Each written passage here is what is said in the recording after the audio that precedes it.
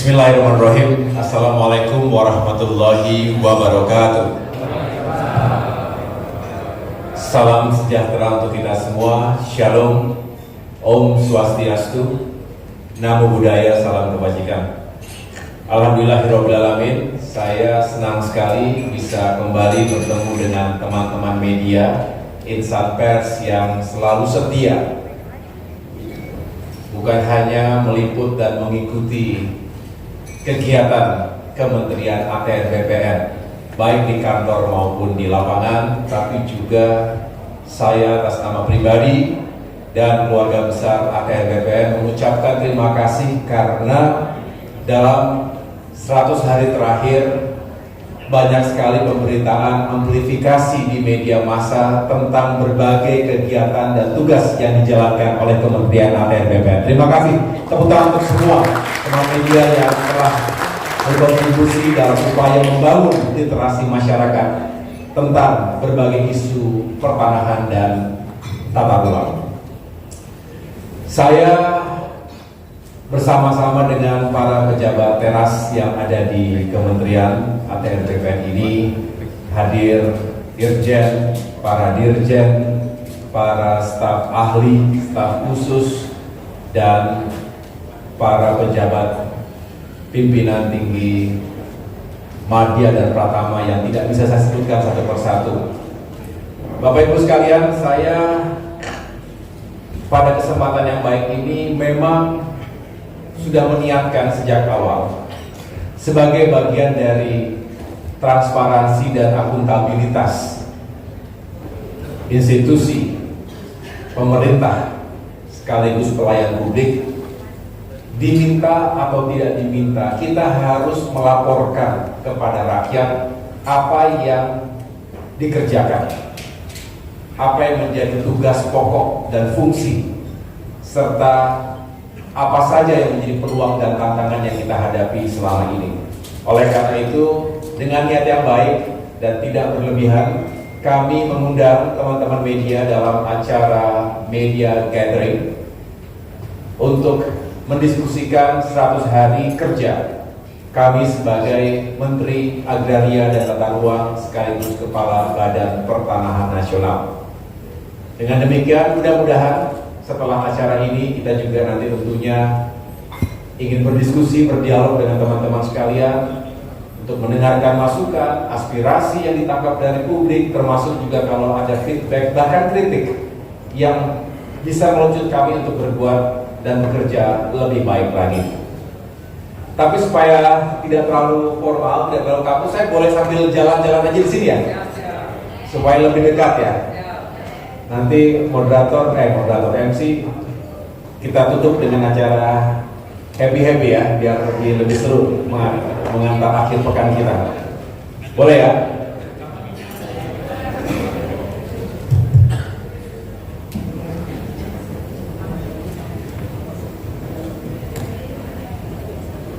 Ini bisa digeser dulu.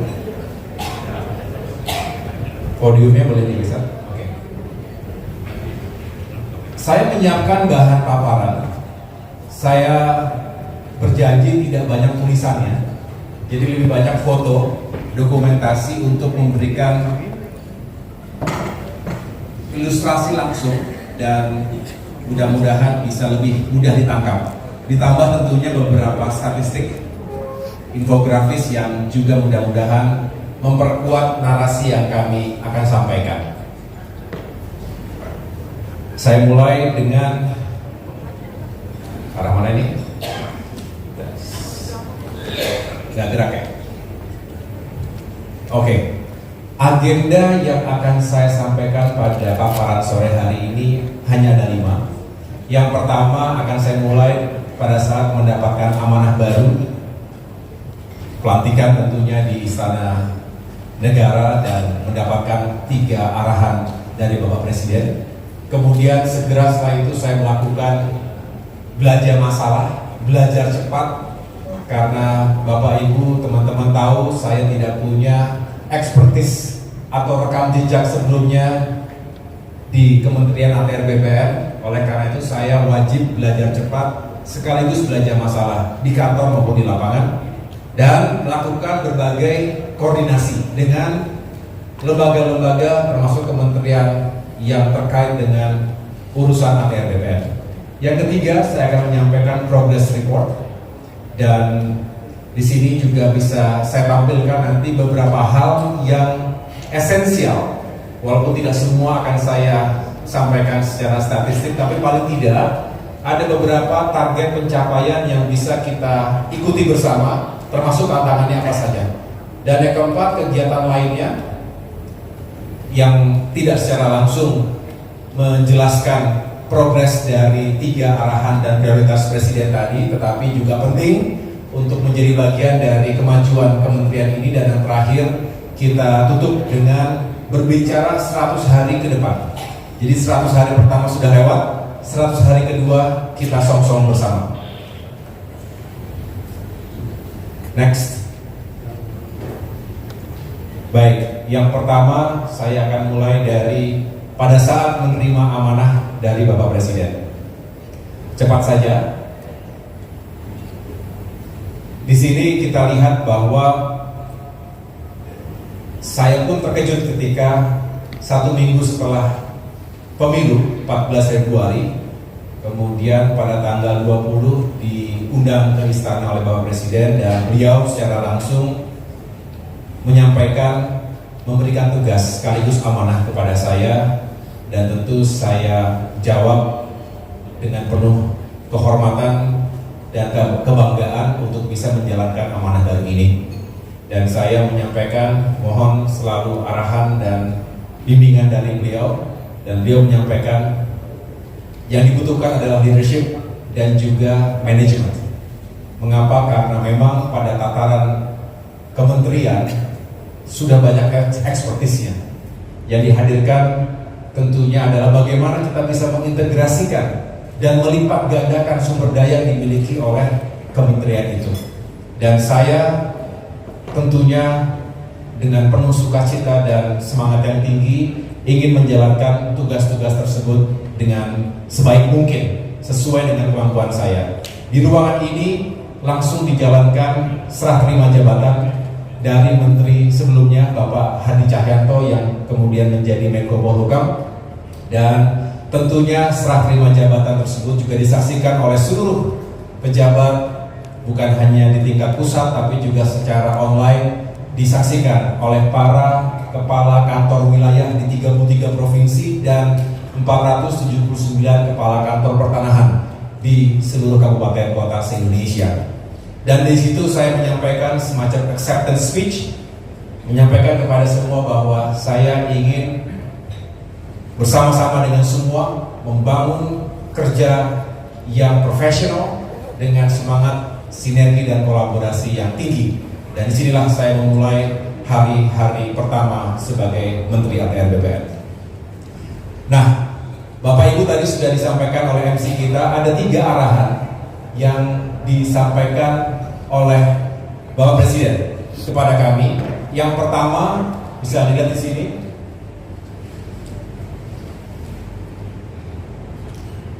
Gak muncul. Penerapan sertifikat elektronik agar semakin masif. Mengapa? Karena transformasi digital ini merupakan backbone dari reformasi birokrasi, dari meningkatkan kinerja kementerian di seluruh bidang, di seluruh aspek public administration. Oleh karena itu, Kementerian ATR BPN tidak ingin tertinggal, bahkan kami ingin menjadi yang terdepan, salah satu yang terdepan dalam transformasi digital. Dimulai dari yang paling mendasar, bagaimana sertifikat tanah itu bisa segera alih platform menjadi elektronik, serba digital, lebih aman, lebih efisien, dan juga tentunya memiliki fleksibilitas yang lebih baik lagi bagi para pemegangnya. Kemudian yang kedua, revisi PP nomor 18 tahun 2021. Ada 10 hal yang kemudian dilakukan revisi, tetapi yang menjadi penekanan Pak Presiden itu kepada saya adalah bagaimana melakukan perbaikan dalam beberapa pasal terkait dengan HGU carbon trading. Ya. Karena belum diatur sebelumnya, padahal berbicara masa depan, carbon trading ini akan sangat potensial dan menguntungkan bagi ekonomi Indonesia, selain tentunya sebagai bentuk merespons krisis iklim di Indonesia maupun dunia. Dan yang ketiga adalah pendaftaran tanah yang kita ingin mencapai target di akhir tahun 2024 ini 120 juta bidang tanah melalui program PTSL, pendaftaran tanah sistematis dan lengkap. Lanjut. Saya masuk kemudian ke belanja massal dan koordinasi, cepat saja. Jadi Bapak Ibu sekalian, saya punya tabiat, punya sebuah kebiasaan bahwa segera setelah mendapatkan tugas melakukan langkah-langkah cepat. Nah, kita ketika itu sedang merencanakan untuk menggelar rapat-rapat pimpinan, rapat koordinasi antar dirjen dan jajaran yang ada di bawahnya. Sehingga hari pertama saya sudah siap berangkat ke kantor ini kembali, dan teman-teman wartawan sebagian juga menunggu pagi-pagi hari, masih ingat. Tapi ternyata saya mendapatkan undangan sekaligus tugas untuk terbang ke Sulawesi Utara untuk menghadiri peresmian bendungan Lolak di Kabupaten Bolaang Mongondo, Bolmong. Jadi hari pertama bisa dikatakan kerja, langsung terbang dan turun ke lapangan. Inilah yang kita lakukan, sehingga di Sulawesi Utara ketika itu saya langsung melakukan penyerahan sertifikat secara door to door, termasuk juga penyerahan sertifikat untuk gereja. Selebihnya saya berupaya untuk menyambangi untuk pertama kalinya kunjungan ke kantor wilayah di Sulawesi Utara dan sekaligus kantor pertanahan di kota Manado. Senang sekali rasanya karena ini pertama kali langsung ke lapangan, begitu. Nah, yang kedua, saya juga terus melakukan koordinasi, mendatangi sowan ke para pejabat termasuk pemimpin kementerian dan lembaga yang memiliki korelasi erat dengan Kementerian ATR BPN. Di antaranya tentu sebagai Menko kami, Menko Perekonomian, Pak Erlangga Hartarto, kemudian banyak urusan ATR BPN dengan APH, aparat penegak hukum, urusan sengketa, konflik, mafia tanah. Oleh karena itu kami mendatangi Kejaksaan Agung dan Mabes Polri, bertemu dengan Pak Jaksa Agung, dengan Pak Kapolri. Saya juga tidak lupa tentunya sowan dan menyampaikan berbagai hal kepada Bapak Menteri Pertahanan dan juga adalah Presiden terpilih Pak Prabowo Subianto, termasuk juga dengan Ketua Dewan Pertimbangan Presiden Bapak Wiranto yang juga punya pengalaman sebagai senior mengelola Polhukam, di mana kita tahu bahwa sebagian besar hari ini bahkan sampai dengan 60% urusan dan isu-isu yang masuk ke Polhukam itu terkait dengan sengketa dan permasalahan tanah. Jadi mendasar sekali permasalahan yang dikelola oleh kementerian ini. Lanjut. Selain itu Bapak Ibu sekalian, untuk investasi saya datang ke Pak Bahlil tentunya, termasuk bagaimana kita bisa memiliki hubungan yang semakin baik dengan Kementerian Keuangan, karena Kementerian ATR BPN membutuhkan anggaran tambahan, dan disinilah tentunya saya harus lapor langsung kepada Ibu Menteri Keuangan Bu Sri Mulyani. Mudah-mudahan masih dalam proses Biro Ren, benar ya? Mudah-mudahan dapat anggaran tambahan di pertengahan tahun ini sehingga bisa menuntaskan target-target yang tadi juga membutuhkan dukungan anggaran. Lalu dengan Pak Mendagri ini juga penting, karena berbicara kebijakan tata ruang pasti kita harus bekerja sama dengan pemerintahan setempat di tingkat provinsi, dengan para gubernur, termasuk dengan para bupati dan wali kota, termasuk bagaimana kita terus merumuskan, menerbitkan RDTR dan urusan-urusan tata ruang tanah lainnya. Dengan Panglima TNI juga penting, karena kita tahu banyak sekali urusan juga yang ada kaitannya dengan TNI, dan yang terakhir ini dengan Menko Marves dengan Pak Luhut Panjaitan, karena tentunya beliau punya berbagai pengalaman dan tentunya tanggung jawab secara langsung saat ini untuk meningkatkan iklim investasi di Indonesia, dan kepastian hukum hak atas tanah menjadi elemen yang mendasar. Lanjut. Kemudian rapat kerja dengan DPR RI, ini juga yang pertama. Jadi semua yang kita tampilkan selalu adalah pertama kali. Dan ketika saya menyampaikan apa yang menjadi target-target pencapaian, saya juga senang mendapatkan masukan. Rencana tanggal 11 Juni akan kembali kami diundang ke DPR RI oleh Komisi 2 untuk menyampaikan progress report. Jadi kurang lebih apa yang akan saya sampaikan di depan teman-teman sekalian juga akan saya sampaikan dengan sejumlah highlights kepada teman-teman di Komisi 2 DPR RI.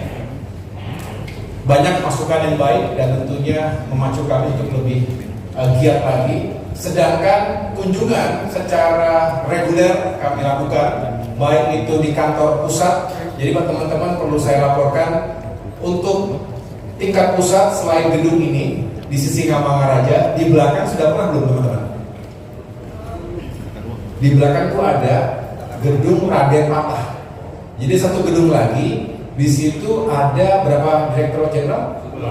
Ada 2. Pak Dwi ya, dulu di situ ya, yaitu penertiban dan pengendalian dan penertiban tanah.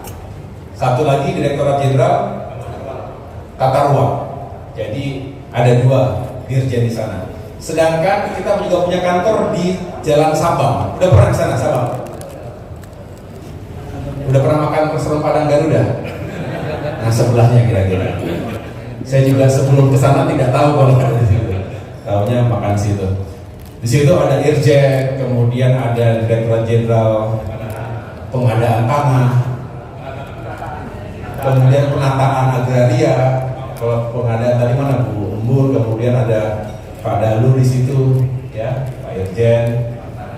Ada Bank Tanah di sana, ada Studio Band di sana, ya Pak Irjen ya. Kemudian di Kuningan, Jalan Kuningan, bukan Kuningan Jawa Barat, Jalan Kuningan, di situ ada satu Direktorat Jenderal, tempatnya Pak Virgo, SPPR. Itu dirjen terkait dengan survei dan pemetaan pertanahan dan ruang. Kemudian di Cikeas, kalian pernah ke Cikeas? Dekat rumahnya Pak SBY. Saya kenal gitu. Di dekat sana ada satu lokasi compound. Mana dari Cikeas ini? Nah, ini ada di sana ada selain PSDM, pengembangan sumber daya manusia, ada Pusdatin, Pusat Data dan Informasi, dan satu lagi semacam Litbang, Pusbang namanya, Pusat Pengembangan. Begitu. Nah, kalau provinsi dan kabupaten kota bisa lihat sini ya Bapak Ibu sekalian. Yang jelas saya happy karena bisa sambil kenalan dengan para pegawai. Masih banyak juga yang muda-muda, banyak yang milenial, jadi energinya sangat luar biasa terasa begitu. Nah, ini beberapa kegiatan saja sambil belajar masalah, sambil saya dialog apa saja menjadi isu utama yang sedang dikerjakan ataupun sedang dikelola. Lanjut. Di Kanwil, di Kantah juga demikian. Jadi setiap saya berkunjung itu saya menemukan hal-hal baru dan spesifik. Sometimes ada yang sifatnya general, di sana sih terjadi, tapi juga ada yang spesifik di kota ataupun kabupaten itu saja.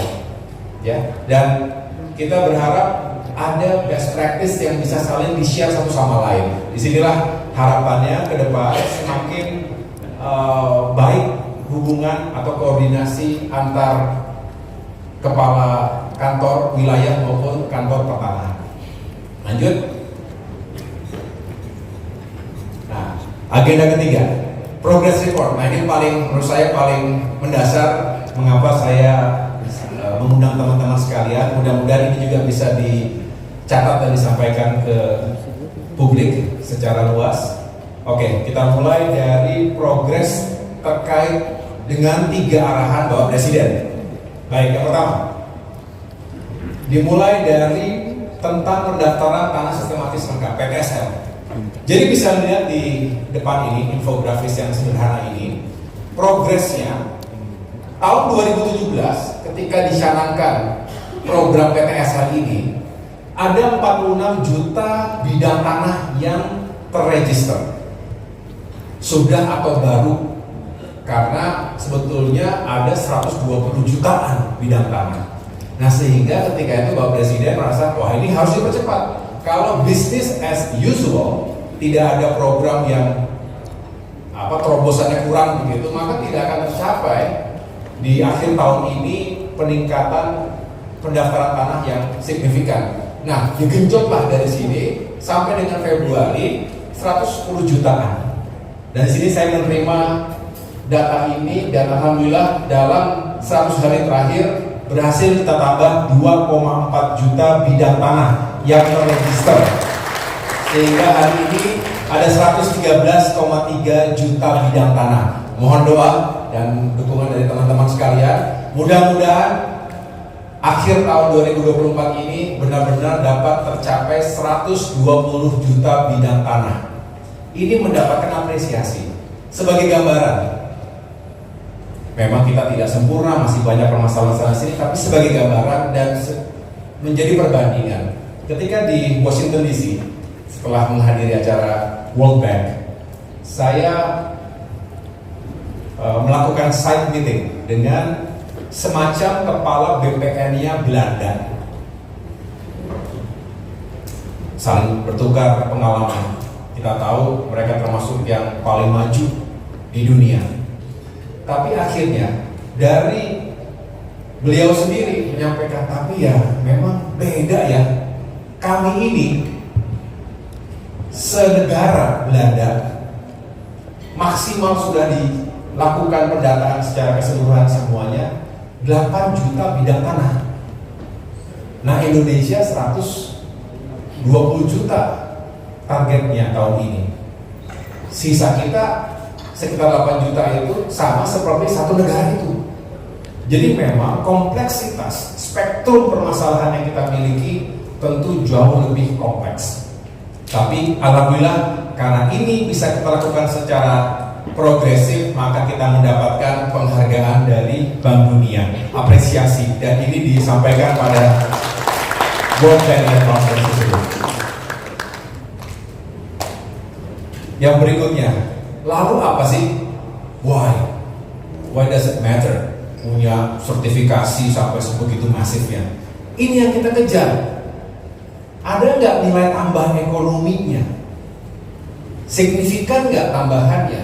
Dan ternyata ini 100 hari yang kita hadirkan adalah pajak penghasilan 1,4 triliun rupiah, bea perolehan hak atas tanah dan bangunan BPHTB ini jumlahnya 5,6 triliun rupiah, PNBP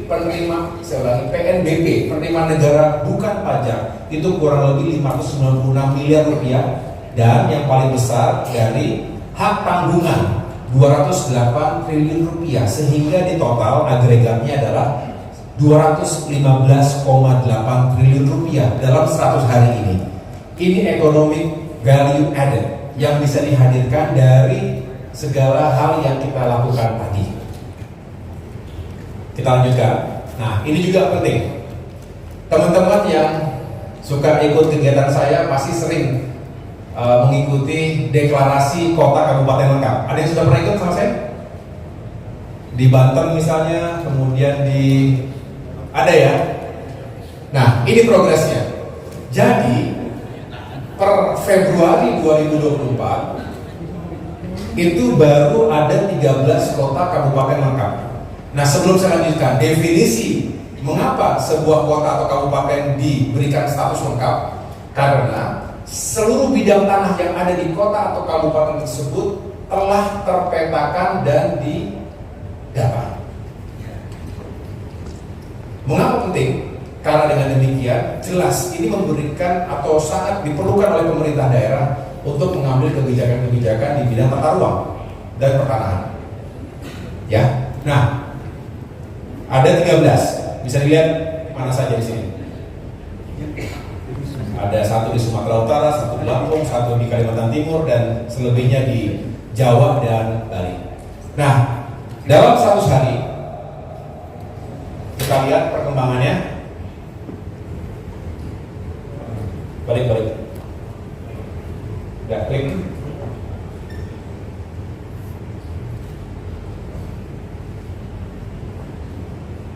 Ya, ada tambahan 20 kota.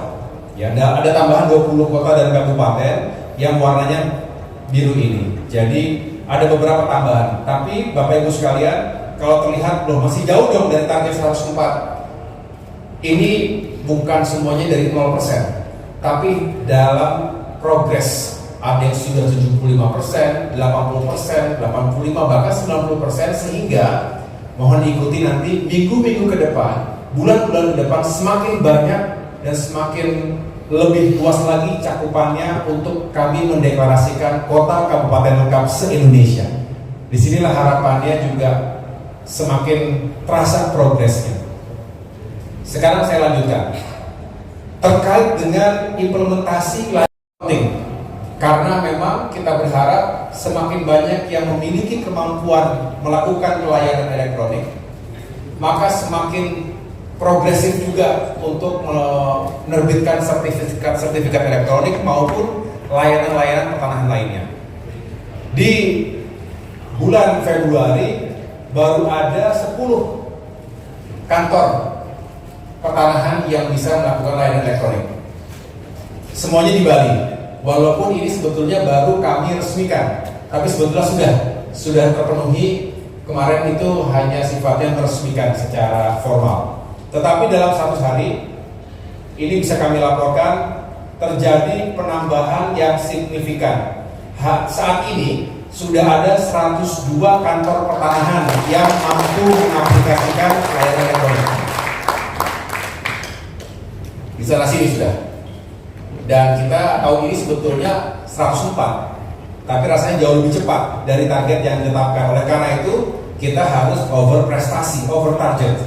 Kalau sudah bisa 102 hari ini, ya harusnya jangan lagi berpatokan pada 104 target kita tambah saja sebanyak-banyaknya. Kalau perlu ya kita lombakan begitu ya. Jadi Bapak Ibu sekalian, artinya ada target-target yang sebetulnya bisa kita lampaui dalam waktu yang jauh lebih singkat.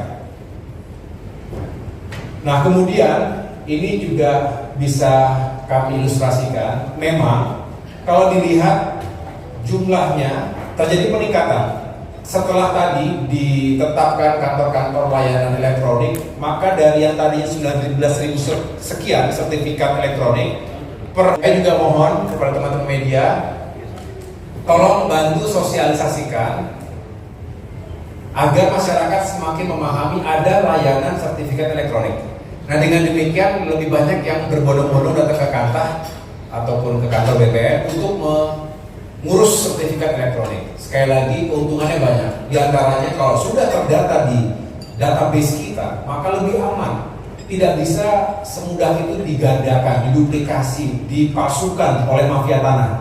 Nah, jadi tolong teman-teman media bisa bantu menjelaskan kepada publik agar manfaat dari sertifikasi elektronik ini real, bukan hanya sekedar gaya-gayaan aja, bukan hanya sekedar ikut tren, tetapi lebih aman, lebih efisien, dan tetap punya nilai ekonomi yang tinggi karena bisa dijaminkan untuk modal usaha. Saya lanjutkan. Sekarang saya masuk ke isu yang lain yang tadi sudah dijelaskan di awal tentang carbon trading. Kita tahu perdagangan karbon ini menjadi salah satu potensi yang menjanjikan, dan ini masa depan kita. This is our future. Bukan hanya Indonesia tapi juga dunia. Ketika bangsa-bangsa di dunia sedang sibuk mencari solusi yang terbaik untuk menghadapi krisis iklim dan pemanasan global, ada sebuah mekanisme perdagangan yang bagus sekali karena semuanya win, semuanya dapat benefitnya. Tapi harus diatur dengan baik. Misalnya ada lahan sekian hektar, kalau itu memiliki izin, memiliki hak untuk digunakan tanaman-tanaman yang baik untuk menyerap karbon, contohnya untuk mangrove, untuk mahoni, untuk jati, untuk terang besi, itu maka punya nilai ekonomi yang tinggi. Tanpa harus menebang pohon-pohon itu, kita bisa perdagangkan dengan carbon pricing yang baik, maka sudah banyak permintaannya, demand-nya tinggi dari berbagai penjuru dunia.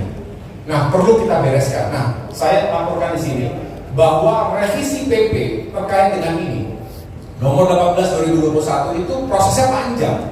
Jadi nggak bisa kita sendirian. Ini sudah kita lalui Yang biru muda ini sudah komplit, sudah dilewati, yang kuning masih on progress, yang merah belum. Nah, saat ini kita di sini, minggu pertama Juni, pembahasan pra-PAK. PKA itu panitia antar kementerian. Jadi melibatkan bukan hanya kementerian atau BPN, ada kementerian-kementerian lain yang tentunya harus kita dengarkan dan kita libatkan, sehingga PP yang akan direvisi juga sangat menyeluruh dan tidak menyisakan loopholes ataupun hal-hal yang kurang menguntungkan untuk semuanya. Disinilah kita berharap setelah ini bisa lolos semuanya dan ditetapkan oleh Bapak Presiden, kemudian diundangkan, disebarluaskan, maka ini menjadi kekuatan hukum untuk bisa kita meningkatkan dan memperluas perdagangan karbon yang tadi saya sampaikan dengan berbagai potensinya. Ada hitung-hitungannya. Menko Marves punya hitung-hitungan betapa triliun rupiah yang bisa dihasilkan dari ini. Artinya berapa yang bisa masuk ke kas negara dan berapa itu yang bisa digulirkan kembali termasuk membuka lapangan pekerjaan baru. Dan disinilah harapannya alamnya dijaga, buminya kita lestarikan, tapi juga secara finansial kita mendapatkan keuntungan. Win-win buat kita, partner dagang karbon kita, untuk masyarakat dan untuk bumi kita. Bukankah ini yang kita sedang galakkan? Bagaimana ekonomi tumbuh tanpa merusak lingkungan dan kita bisa bertanggung jawab pada dunia. Saya lanjutkan. Terkait tata ruang, mana Dirjen Tata Ruang? Nah, Bapak Ibu, ini baru tadi pagi saya lantik menjadi Dirjen Tata Ruang. Pak Dwi ini tadinya sebagai Dirjen Pengendalian dan Penertiban, ya. Tata ruang harus menjadi panglima pembangunan kita. Tata ruang juga menjadi pintu masuk investasi di Indonesia. Dengan menata ruang wilayah nasional, menata ruang provinsi, kabupaten, kota, belum lagi bicara KSN. Apa KSN itu? Kawasan Strategis Nasional, termasuk IKN nanti, ya, dan lain sebagainya. Ini sangat menentukan bagaimana arah kehidupan termasuk pembangunan ekonomi kita. Saat ini Bapak Ibu sekalian masih cukup banyak permasalahan terkait dengan tata ruang, overlapping. Padahal harus dijelaskan. Ada yang namanya pola ruang, ada yang namanya struktur ruang, begitu ya. Menghubungkan interkonektivitas antar titik-titik strategis, kemudian zonasinya juga ditentukan, mana yang tetap harus menjadi hutan lindung, mana yang hutan produksi, mana yang budidaya, dan mana yang bisa kita tingkatkan untuk ekonomi dan pembangunan infrastruktur. Nah, ada satu produk yang ini juga masih terus menjadi PR kita karena belum bisa optimal, namanya RDTR, Rencana Detail Tata Ruang. Ini sangat dibutuhkan oleh para investor, ya, untuk mengetahui di mana kita ingin menanam modal kita, di mana kita bisa membangun industri kita yang sustainable, yang juga punya kepastian hukum. Jangan sampai nanti tiba-tiba udah masuk mengelola sesuatu, tiba-tiba berubah zonasinya. Yang tadinya bisa buat pengembangan budidaya apa misal ikan, misalnya tiba-tiba berubah. Ya, nah di sini RDTR kita per hari ini adalah 508 RDTR di tahun, saya ulangi, di bulan Juni. Sebelumnya 433, jadi ada tambahan 75 RDTR. Sedangkan yang sudah terintegrasi dengan OSS, Online Single Submission, itu baru ada 24 RDTR. Jadi artinya pekerjaan kita masih cukup banyak, karena kita mengejar pada akhirnya itu sekitar 2000 RDTR. Dan ini memang tidak mudah, karena bukan hanya kita yang bekerja, tapi juga terkait dengan pemerintah daerah. Jadi begitu Bapak Ibu sekalian, tetapi tetap ada progres yang bisa kita apresiasi. Selanjutnya, terkait dengan KKPR, kesesuaian kegiatan pemanfaatan ruang. Ini sederhananya kalau dulu namanya izin lokasi, betul ya? Nah, KKPR ini dibutuhkan oleh mereka yang ingin membangun industri, ya, yang ingin berinvestasi. Jadi selalu kita cek, punya nggak, sudah bisa belum terbitkan dokumen KKPR. Nah, dari ini juga menarik. Pertama kali ada permen ATR Kepala BPN terkait ini di tahun 2021 Agustus, betul ya? Ini bidang siapa nih? Pak Dwi ya? Betul di sini kan? Nah, sampai dengan Februari ini 1811.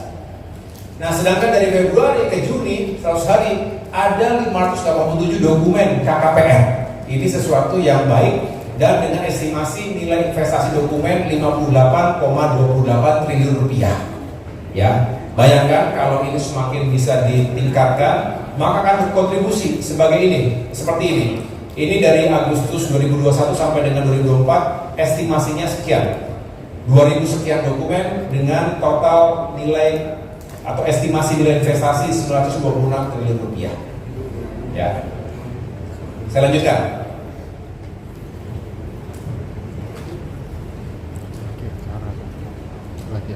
Sekarang progress report terkait penetapan hak dan pendaftaran tanah. Ini dirjennya Pak Asnaini. Boleh berdiri Pak Asnaini? Nah, ini dirjennya ya. Jadi kalau ada yang mau mengurus tanah ya di sini nih dirjennya.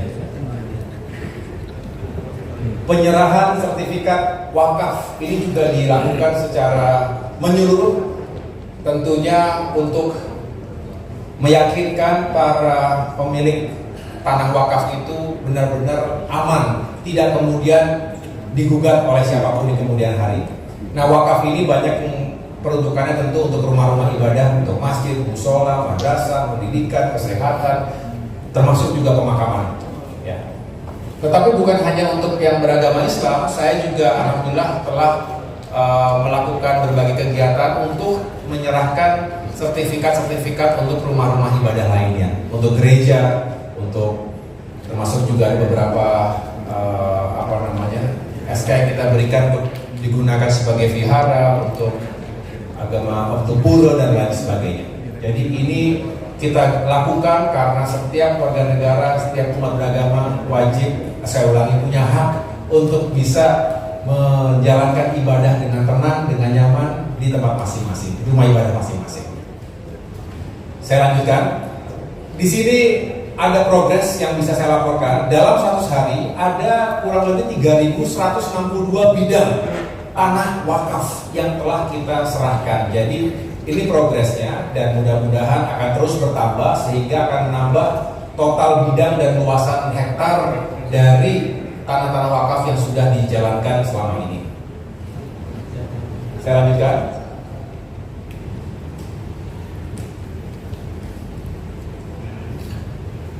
Nah, sedangkan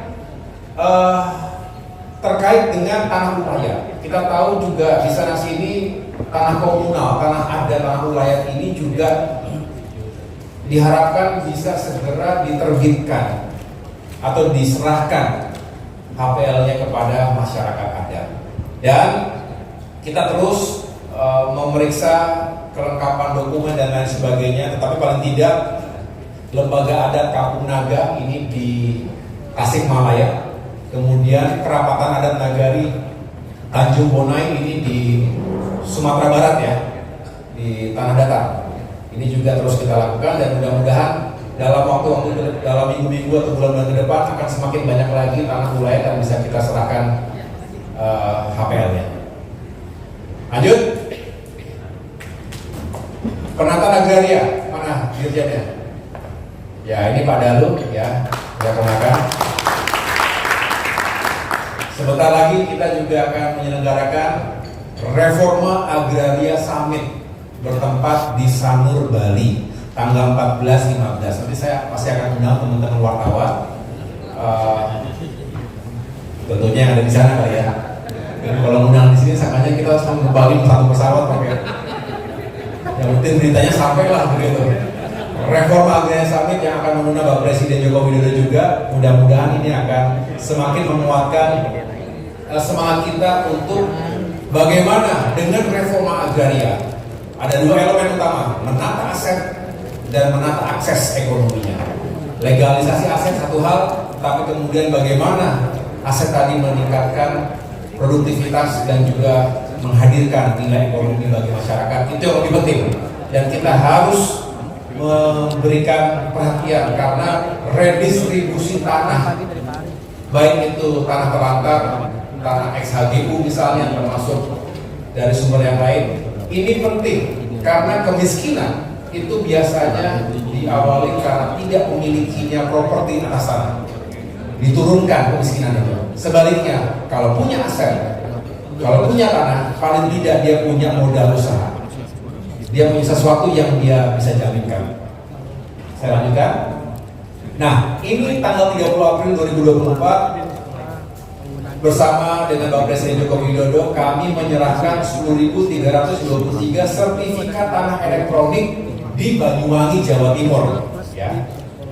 Ini saya ceritakan sedikit duduk perkaranya. Ada petani kurang lebih, kalau tidak salah, dari 17 desa di sana yang sudah menetap turun-temurun bekerja menggarap sawah dari tahun 1938. Jadi sejak sudah 85 tahun tidak punya status apapun atas tanah garapannya tersebut.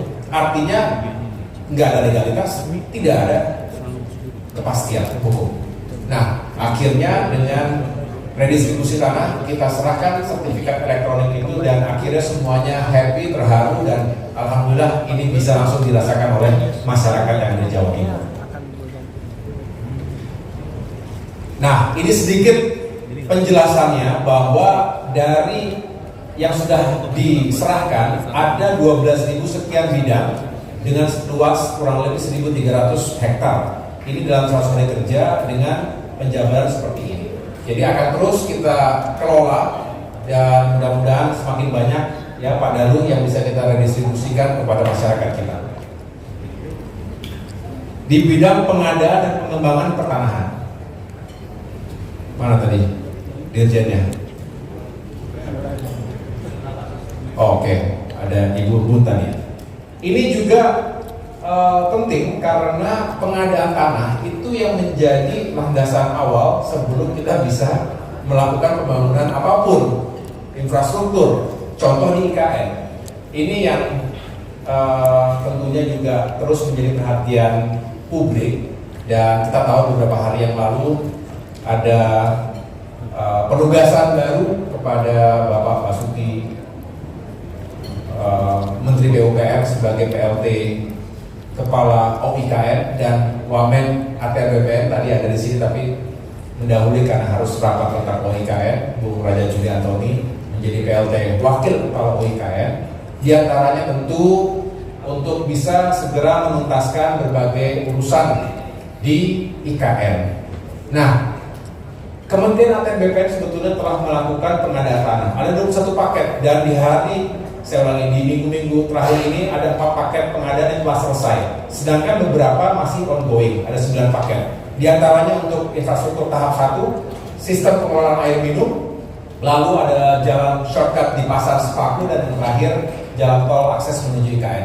Saya sendiri di minggu-minggu pertama telah berkunjung secara langsung ke IKN untuk melihat apa saja yang menjadi kendala di lapangan. Dan ternyata memang dari sejumlah lahan masih ada pendudukan masyarakat di sejumlah titik. Inilah yang seringkali saya setiap kali doorstop itu teman-teman wartawan bertanya gimana. Kami menjelaskan berulang kali, kita ingin prinsipnya, semangatnya adalah mempercepat pembangunan infrastruktur di IKN.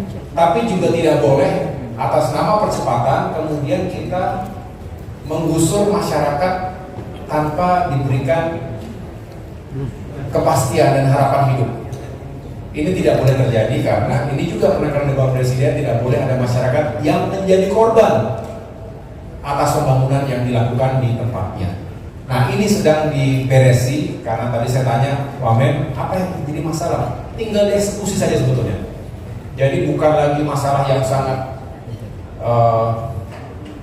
ruwet begitu, tapi tinggal dieksekusi secara tepat sasaran agar tadi kalau perlu relokasi, perlu ganti rugi, perlu PDSK. PDSK itu penanganan dampak sosial kemasyarakatan, ya lakukan dengan baik, dengan humanis dan tidak meninggalkan bom waktu atau masalah-masalah di kemudian hari. Prinsipnya Kementerian ATR BPN akan mempercepat segala urusan dan segera akan menerbitkan sertifikat asalkan tanah tersebut clean and clear. Kalau tidak, hanya menanam bom waktu, karena akan meledak menjadi isu masalah yang terjadi di kemudian hari. Tapi prinsipnya kita akan percepat hal-hal tadi.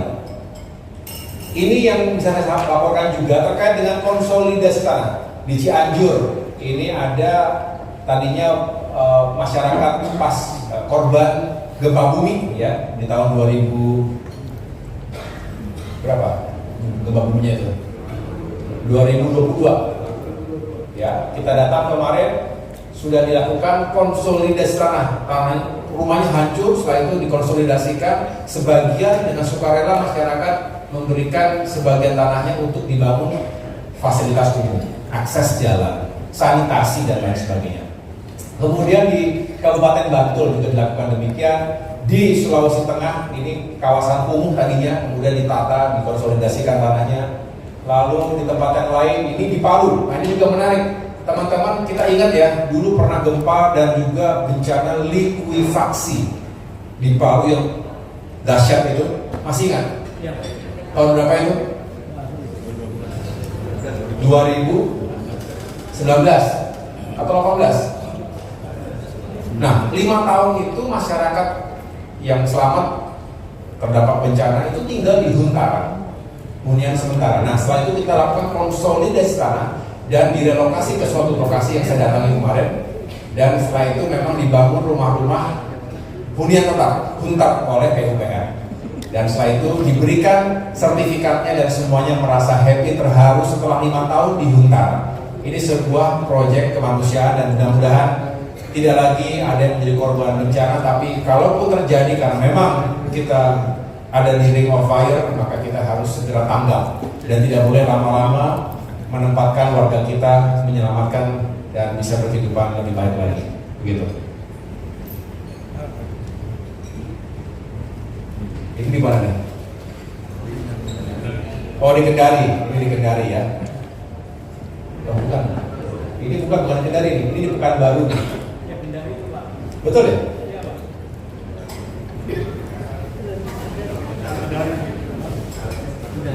Ini Pekanbaru, bukan Kendari. Mohon maaf. Tolong diperbaiki nanti ya. Pekanbaru. Jadi masuk kita ke perkebunan sawit, ternyata di tengah-tengahnya ada rumah-rumah warga. Ini tanggal 31 Mei karena besoknya 1 Juni hari apa? 1 Juni? Hari lahir Pancasila, kita memperingatinya di Dumai. Jadi berakhirnya 100 hari kerja Menteri AHY itu di tanggal 1 Juni sebetulnya. Jadi pas 1 Juni. Oke, lanjut. Nah, ini beda lagi. Ini di Bolmongsel, Bolang Mongondo Selatan. Tepatnya di Desa Modesi. Ini tempat relokasi erupsi Gunung Ruang. Masyarakat ada kurang lebih 301 kakak yang kemudian direlokasi ke Bolmongsel ini. Dan benar yang disampaikan tadi siapa ya? Diana ya? Menyampaikan saya setelah itu berangkat ke Amerika Serikat. Benar, karena sehari sebelumnya saya terbang dulu ke lokasi ini untuk bisa meyakinkan benar tidak ada lahan yang sudah dipersiapkan. Dan alhamdulillah, walaupun perjalanan juga cukup menantang karena tutup bandara di sana sini dari Gorontalo sekitar 7 jam. Dan itu kembali lagi, jadi 7 jam jalan darat, 1,5 jam kegiatan, balik lagi, besoknya terbang lagi karena harus mengejar ke World Bank. Tapi alhamdulillah, inilah tugas yang harus kita jalankan dengan baik. Masyarakatnya juga bisa menerima dan dengan sukacita menunggu kedatangan dari 301 kakak yang tadi direlokasi dari Gunung Ruang. Nah, selebihnya terkait dengan proyek strategis nasional PSN ini, dalam 100 hari terakhir ada 5 PSN yang diresmikan. Tentu kontribusi Kementerian ATR BPN pada lahannya di awal pengadaan tanahnya, pembebasan lahannya. Ini Makassar Newport, Bendungan Rolak, ini waktu itu kita resmikan, Bendungan Ameroro di Konawe, Jalan Tol Kandaru Bangkinang ini juga baru diresmikan pada tanggal 31 Mei kemarin. Lalu ada Bendungan Sepaku Semoy tahap 1 di lokasi IKN. di Penajam Pasir Utara. Nah, pengendalian dan penertiban tanah ini masih Pak Dwi ya, masih merangkap ini. Jadi terkait penetapan tanah terlantar, jadi tanah terlantar itu tentu ya nggak produktif lah. Itu dari target 100 hari, 55% sudah, saya ulangi, dari target tahun 2024, 55% sudah terselesaikan dalam 100 hari ini. Sedangkan masih ada sisa 45% sisanya. Nah, ini yang sudah kita capai sekitar 1.930 hektar dari target 3.500. Sedangkan yang terkategori cadangan umum negara, tanah cadangan umum negara, tecun. Jadi kalau dengan tecun ini tanah cadangan umum negara. 86% telah terselesaikan dalam 100 hari pertama dan sisanya tinggal 14% lagi. Ya, mudah-mudahan bisa kita tuntaskan dalam waktu dekat ini. Nah, ini yang terakhir, dirjennya Pak Ilyas Tejo, boleh berdiri? Nah, ini Pak Ilyas Tejo ya. Mukanya kalem, orangnya kecil, tapi menyelesaikan sengketa-sengketa tanah, konflik melawan mafia tanah termasuk diantaranya. Ini kita mulai dari rapat praoperasi. Rapat praoperasi ini penting. Di tahun 2024, sesaat atau tanggal berapa masih ingat kayaknya, di awal-awal saya menjabat itu kita segera menyelenggarakan rapat praoperasi untuk menentukan berapa jumlah target operasi yang akan kita tetapkan.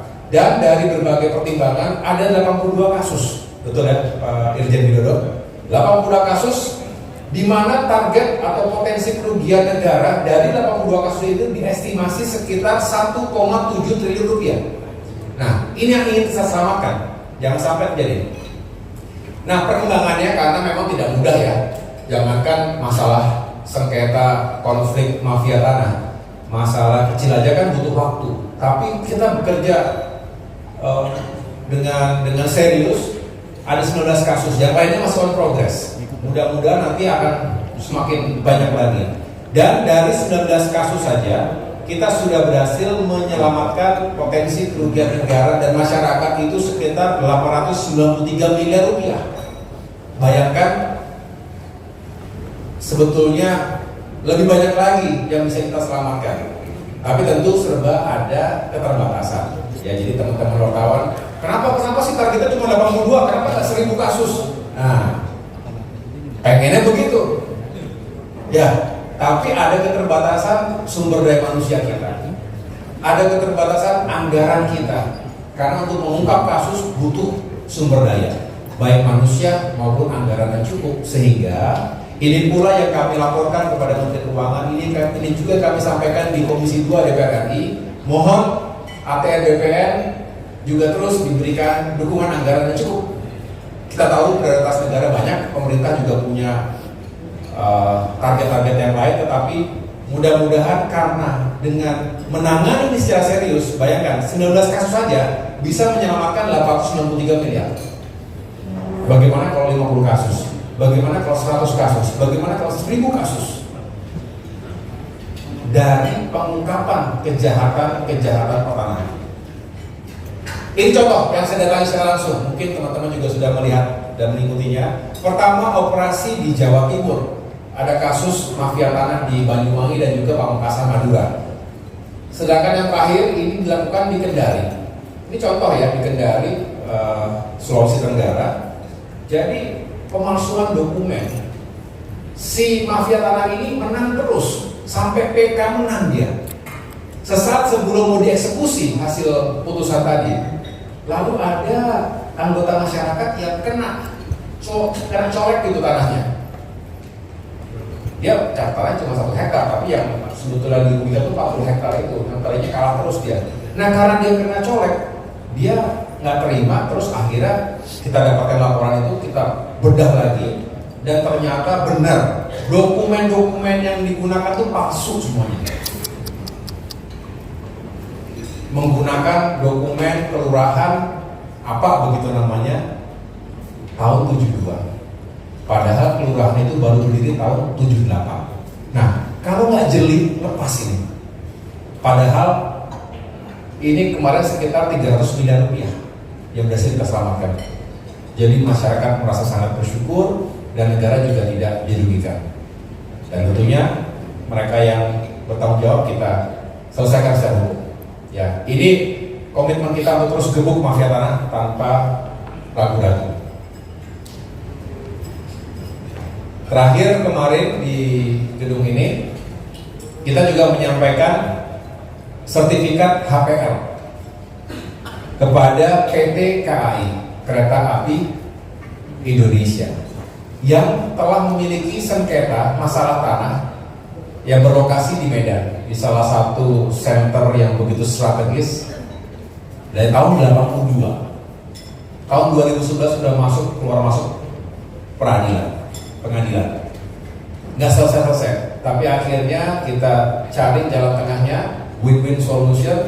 Tidak ada yang kita benar-benar tanpa konflik kepentingan, maka kita bisa menyelesaikan masalah yang sudah berpuluh tahun ini dan berhasil mengamankan aset negara kurang lebih 482 miliar. Ini satu aset yang dimiliki oleh PT KAI. Masih banyak lagi aset yang dimiliki oleh PT KAI maupun BUMN lainnya. Can you imagine betapa luas spektrum urusan tanah dan tata ruang ini? Jadi tidak mudah dan kami akan terus bekerja semaksimal mungkin. Nah, yang keempat, agenda keempat ini kegiatan lainnya, singkat saja saya akan sampaikan. Ini tadi saya sudah sampaikan ya, World Bank memberikan apresiasi. Ini mewakili Asia juga, mewakili ini kan Kolombia mewakili Amerika Latin, ini dari Georgia mewakili Eropa Timur, dan ini dari Sierra Leone mewakili Afrika.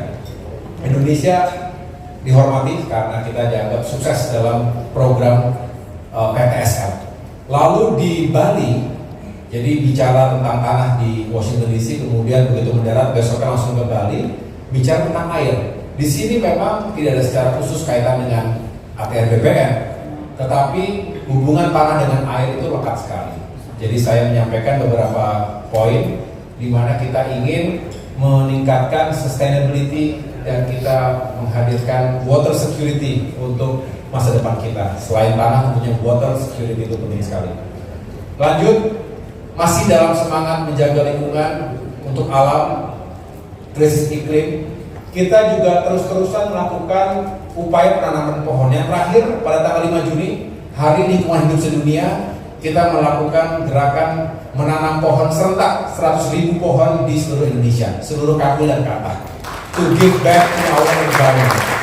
Jadi biasanya kita atur lahan buat bikin bangunan, bikin beton, bikin jalan, sekali-kali kita tanam lagi, dan itu harus reguler, karena kalau bukan kita siapa lagi? Ya. Dan teman-teman, saya termasuk orang yang percaya bahwa leadership itu adalah presence, kehadiran. Pembinaan institusi, kelembagaan, birokrasi juga sangat menentukan karena kita hadir di tengah-tengah sistem yang bekerja bersama-sama. Ekosistemnya jadi sehat dan juga saling termotivasi. Saya mencoba untuk membangun karakter dan budaya ini di Kementerian ATR BPN, melanjutkan yang sudah baik sebelumnya dan juga dengan sejumlah penguatan. Di STPN, Sekolah Tinggi Pertanahan Nasional. Ada yang sudah pernah ke STPN? STPN. Ini juga taruna-taruni panggilannya. Ya, kapan-kapan ini di Sleman, Yogyakarta. Di sana saya menyampaikan kuliah umum tentang kepemimpinan, tapi juga memotivasi agar mereka semua menjadi taruna-taruni dan kelak menjadi pegawai-pegawai termasuk ASN yang berkualitas. Saya tentunya berkegiatan bersama, termasuk kemarin kita di CKS itu berkunjung, ada PSDM ya di sana ya, mudah-mudahan juga semakin punya kegiatan bersama-sama.